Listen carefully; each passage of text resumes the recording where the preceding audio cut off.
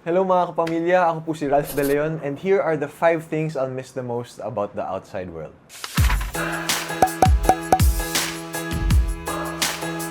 Number 1, especially is my family.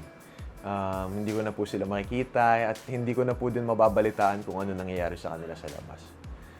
Number 2 is yung mga kaibigan ko po. Number 3, food delivery. Mamimiss ko talaga yung makakapili na lang ako ng pagkain, tapos instantly, mga isang oras lang andyan na sa pinto ko. Number 4 is ang aking cellphone. Sakit natin lahat mag-scroll sa TikTok, mag-scroll sa IG, manood ng YouTube, manood ng Netflix. So imagine from everyday nagagawa mo yun hanggang sa bigla na lang wala. And number 5, mamimiss ko ang aking pet, ang aking aso na si Soju. Hindi ko na alam, mamalay mo sobrang laki na niya paglabas.